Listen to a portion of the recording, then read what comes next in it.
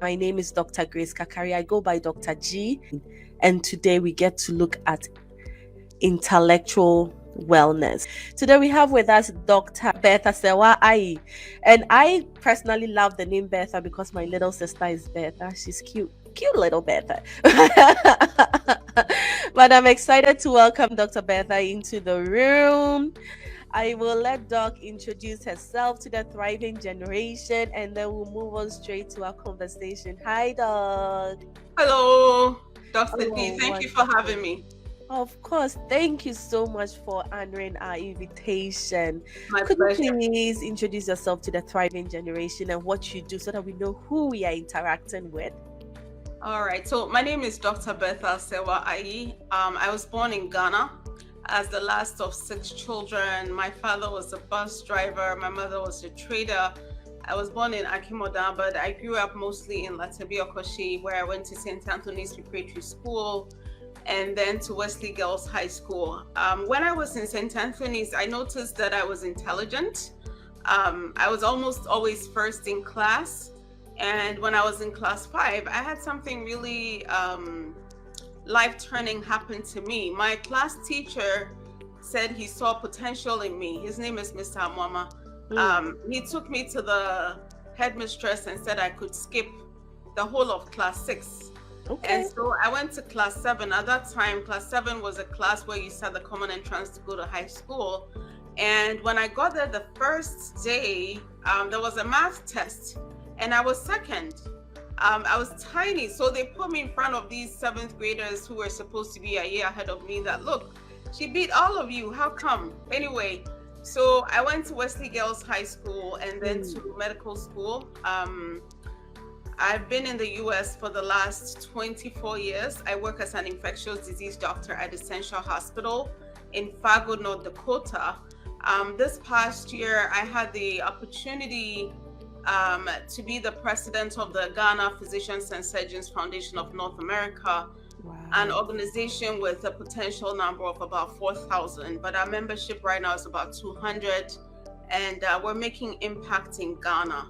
And I also had the opportunity to be part of a training program organized by Women Lift Health that seeks to position women to be global leaders in the healthcare sector. So I was on a journey with about 30 women and we graduated this past February. So it's been an exciting journey this past year. And I am married. I have 3 sons, 19, 20, and 22. So Can I say that I'm jealous? oh, Your last born is 19. I want that so bad. Thank you so much for joining us and for sharing your journey with us. You've been in the field for so long and you've worked on yourself to become who you are today.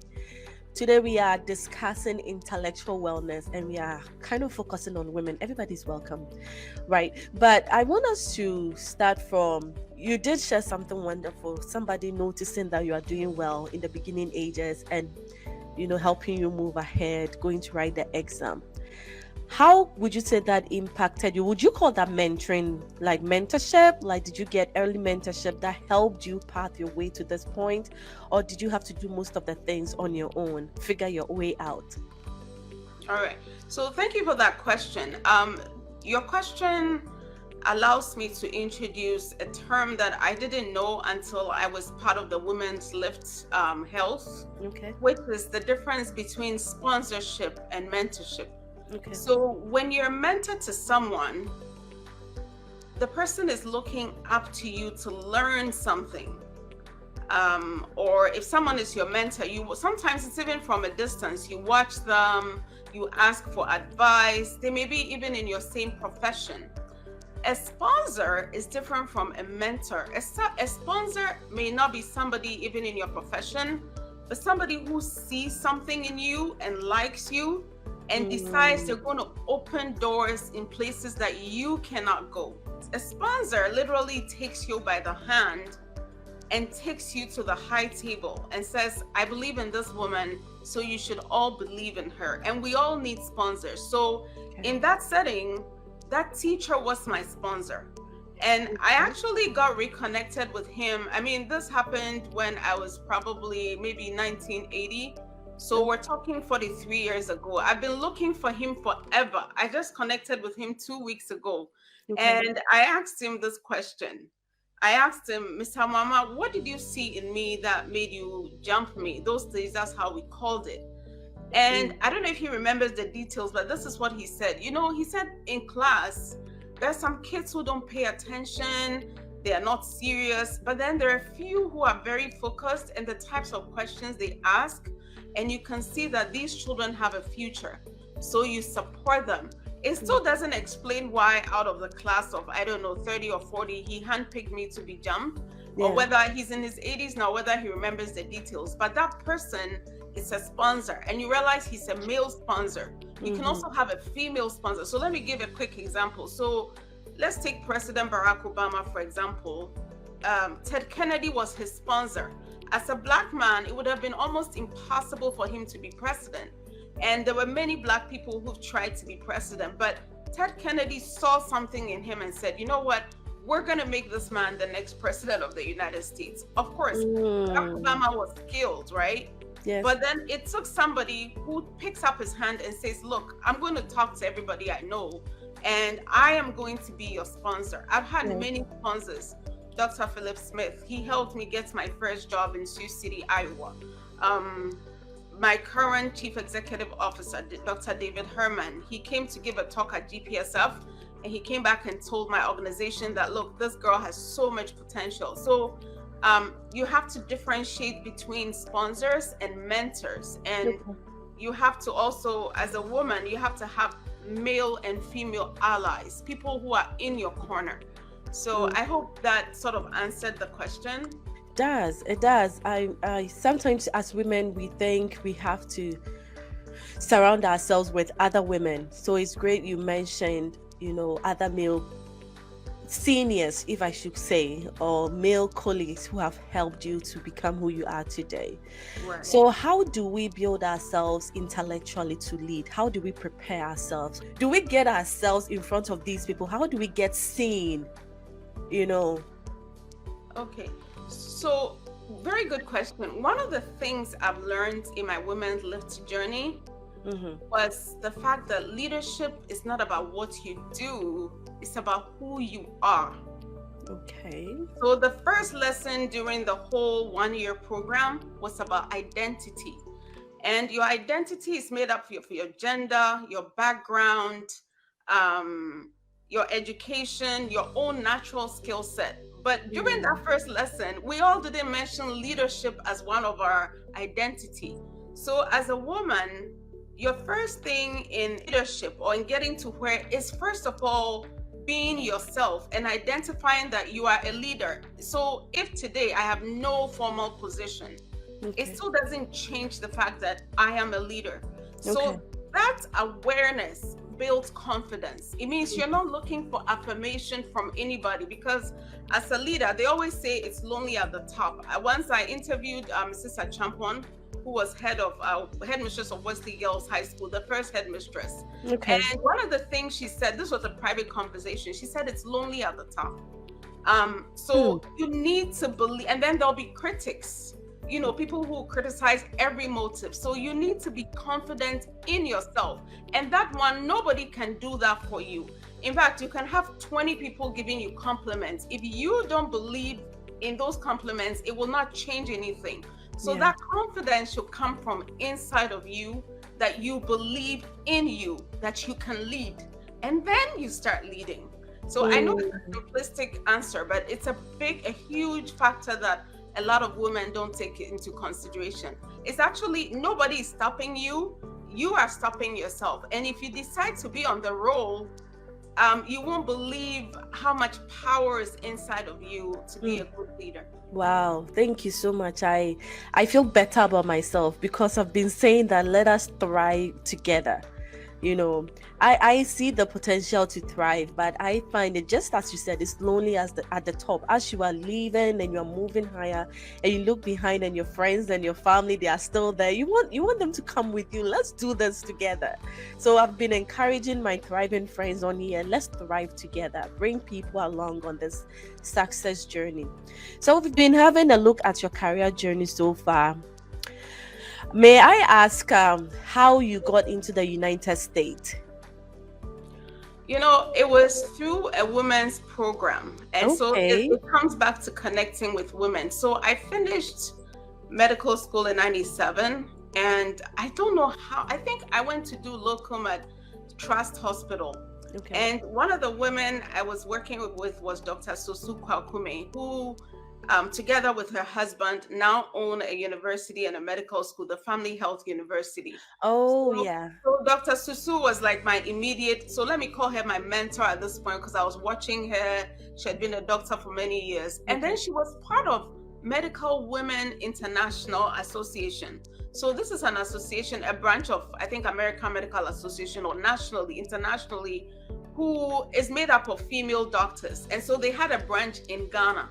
And so I think I just followed her to one of the meetings. And at the first meeting, I heard that they were going to this international conference in Brazil, and they were going to sponsor one young doctor. And I was one of the 6 young doctors. So how were they going to choose? So we wrote our names on a sheet of paper and put it in a bowl, and she was just going to pick one, or someone was going to pick one, and my name was picked. I was going to be sponsored. Ultimately, they didn't have money, so the sponsorship was in name only, and I had to find my own money. And again, another woman connection. So I had written my exams to be able to come to the United States, but it was that Medical Women International organization going to Brazil. I had to transit through the US. So I got the opportunity to do my interviews. But how I got money to come here was another thing. One day I just woke up and I said, you know what? I'm not raising enough money for this. I'm just going to go to the offices of the 31st December Women's Revolution, which was I remember that. That was Nana Kunedo Ajimai Rollins. I don't know where I got the boldness. I just went there and sat in front of this gentleman who was like the boss of that place. I told him my story. He looked at me and said, I've talked to many women. Some of them are focused on makeup, clothes. Your mindset is different. I think you're going places. Come back tomorrow for $2,000. And that is how I was able to. So my coming to America was still because I was connected to women's organizations. So I have had a long career after that, but if you just want to know how I got into this country, that was it. Yes, you've had a long career and you've still been very, very impactful even here. And I would love to share an event you have coming up. But before that, let's talk about some of the challenges. Sometimes it sounds so fantastic, and I love for everybody to get the whole picture. The success journey is great, but then there are some challenges you may encounter, and people have gone through them and they overcame. So if you're comfortable sharing any or some of your challenges and how you were able to overcome them to this point. Okay. So just very quickly. So let me just give a brief history of how women got to where we are, then it will put the challenges into focus. The reason why you need male allies and also female allies is that who has been blocking the progress of women?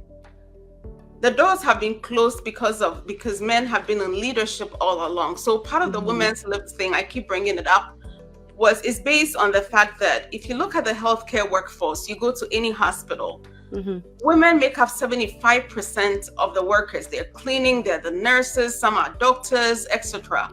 But if you go to the C-suite where decisions are made, women make up less than 5% of those making decisions. So how come it's men directing healthcare around the world when so many women are working in the healthcare industry? And it goes back to the 1836 or so. Here in the US, a lady, I forget, her name starts with an M, I forget her name, but she lived in Illinois and she was doing everything like a lawyer. She was clerking in the courts, and one day she decided, you know what, I want to be a lawyer. And the Illinois bar refused to grant her a legal license to practice as a Oh, lawyer because women were not supposed to be thinking and women could not become professionals. It went to the Supreme Court of the United States. And guess what? The Supreme Court at that time sided with the state of Illinois that because she was a woman, she cannot use her mind to think.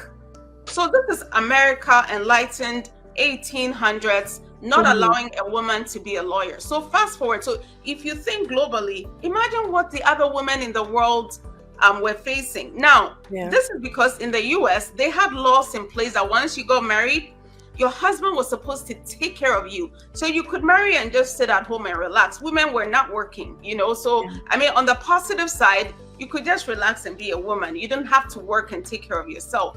But this was not right. And so this led to the passing of the 19th Amendment in the US in the 1910, saying that women, you know, had been granted equal status, they could vote, because before then, women could not vote, you could not own property. There were Mm. so many things stacked against women. So fast forward, it's 1970s, Judge Ruth Ginsburg has finished law school. She was trying to get a job in New York. Jewish woman, she's white. You can't even say she was a black woman. No judge would hire her because they told her she was a woman. And Hmm. they'll say things like, well, the last woman we hired did terribly. So after a long period of this, she decided to devote her life to advancing the cause of women. So if you're asking me about the challenges I've faced or the challenges women, I think it's even unfair to personalize it to myself. I think the first barrier women face is the notion that our minds are feeble. In fact, for the Mm. longest time, that's how women were perceived. They have weak minds, they have weak bodies, so they have weak minds, and so they cannot think. I Yeah. mean, if you think that at class 5, a teacher is jumping me to the next class, there are boys in the class, right? I Yeah. go to the 7th grade and I'm doing well, better than a lot of the people. So you can't say that intellectually, just because I'm a woman, I cannot think. So I think Mm. that's the first barrier that most women would face. People who think you don't know anything simply Yeah. because you're a woman, because we have what it takes. And sometimes the other barrier is women themselves. You know, Mm. when women have to report to a man, because we've had this patriarchal system where men have always been the leaders, they're Mhm. more likely to be obedient or to submit to the authority of that woman. But when there's another woman reporting to another woman, immediately everything you do is too much. If you're firm, they Mm. call you names. If you try to be so, Yeah. I mean, women, we ourselves have to be conscious of the barriers that we place in other people's way. And then, of course, that traditional role that you're a cook, you're supposed to clean and take care of the home and the children. So that can become an additional responsibility. So it's always important when you're getting married that you define what the roles are. I mean, Yeah. in med school, I would hear some doctors, not all of them, about 2 or 3. I wonder how their marriages are doing, but they will say things like, oh, I can't wait to get married, so I stop washing my clothes. Like, you know, med school, everybody's doing their stuff, right? There'll be some who will say, oh, Mm. wait, I'm waiting to get married, so somebody will cook for me. So already, their construct of a wife is not a helpmeet, somebody who's going to help them succeed in their profession Yeah. or in their business. It's somebody who's going to be domiciled at home and cook and clean for them. So when that becomes a responsibility, you can be perceived as not being a good woman or woman enough. So I want to tell all my sisters out there, don't let cooking and cleaning become the judge of your personality, because you have a mind and you have a body, and society has placed certain roles on that. That's not to say I cook very well. In fact, I love cooking and my cooking tastes good too. But it's important to realize that apart from these roles, we have a mind and you can thrive. You can read every day, you can excel at your profession, and you can become anything that you want to be. Amazing, amazing. Thank you so much for that and for sharing some personal things. And I think that's the reality. We have to be ready. We do have to be ready. I don't know. When you went for your women conference, did they give you some tips on how to approach some of these things? Like, do you say no? I am not going to do it. How do you strategically work around this professionally and still, be firm? You mean at home or in the workplace? I would want to go for both, but whatever you are comfortable with, because we are going for intellectual wellness. At home, maybe it has to be a new day, a new topic. Touch on that a little bit. You are married, you have three wonderful kids, and they are not kids, big kids. But how do we navigate through the? Especially professionally, it's hard when you achieve something and someone tells you you have that because you're a woman, or you get a position, you get in a leadership position. It's like, oh, they gave it to you because you're a woman, and you know very well that you are capable, you are there because you are qualified to be there. How do you stand for yourself in situations like that? I think your results and output would show it. I mean, I don't think my husband has tried to stop my intellectual progress Okay. because I mean, when he met me, I had passed medical school. I was a medical doctor. And I think I made it clear that my career was important to me. Actually, it's the reason why we ended up in the US, because left to him alone, would be living in Ghana. And there have been times when I've questioned the decision, like, should we have been in Ghana now? But I had made the decision that that was cast. And so we came here because I wanted to study. So that has not been an issue. And I think it's a little bit too of my own determination, but it's been challenging. So for example, my first infectious disease boards, I had I had 3 children at the time, because every year of my residency, every other year I had a baby. And so I had 3 children. I was trying to study for my boards. It wasn't simple. And at the same time, I wanted to teach them too. So between teaching them, there were, I think, 4 years and 2 years and 7 months. So between teaching them, so here's the sacrifices I had to make. I had to wake up early, like 3 a.m. I'm up, because I want to read for about 2 hours or 3 hours before the day starts. So it's going to be, intellectual health is not going to happen quickly. It's easily. You have to make a determined effort that you are going to keep your mind active and keep professionally sound. So I've set myself a goal. I haven't achieved it, that every 3 days I'll read a book completely, meaning I'll read 100 books a year. Well, I find that between working and coming home and doing all the things I have to do, I may not have time for it. So it means if I want to read 30 minutes a day, I have to wake up 30 minutes earlier than scheduled to be able to sneak that reading time in there to be able. So it's a commitment that you have to make to stay intellectually healthy and vibrant. Yeah, I love that. Thank you so much. You have to commit to it. You have to do the work. It won't come naturally. You have to prove yourself, and the results will show. That nobody can deny. If it's red, nobody can say it's yellow. I mean, it's red, right?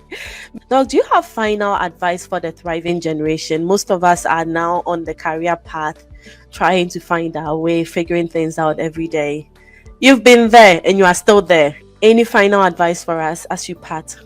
You should believe in yourself. That's where the confidence comes in. Believe in yourself. I've looked at the whole world, at some of the most successful people, from Usain Bolt, Oprah Winfrey, Kevin Hart,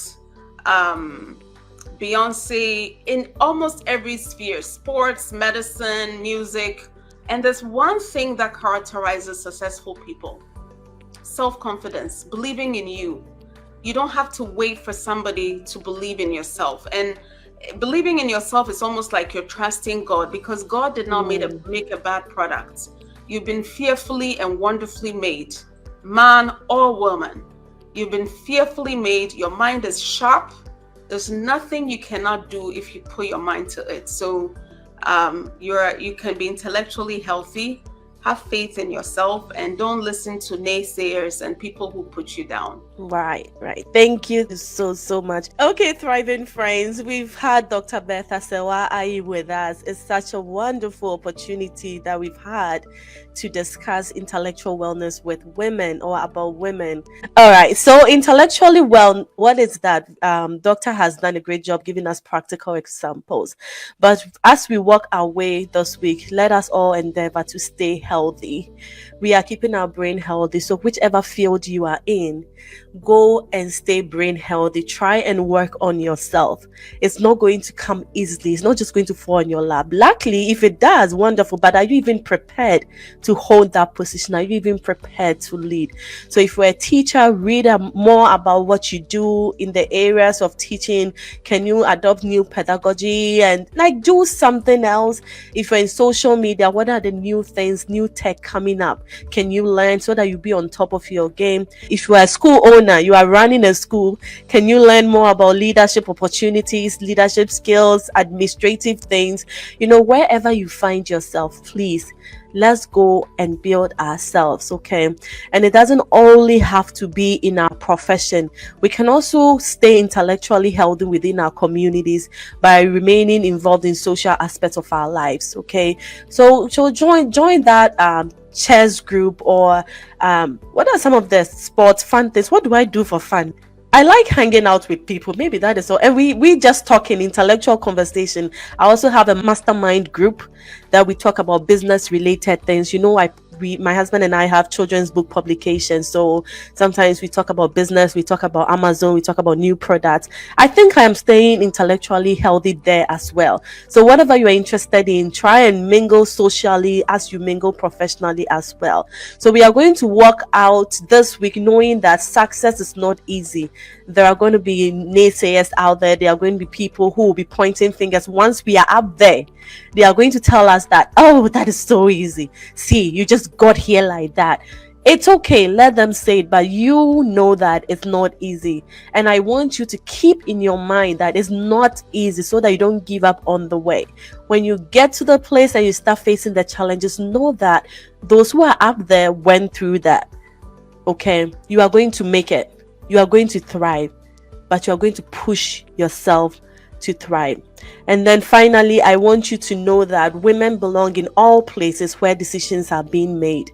So wherever you work, wherever you find yourself, you belong there.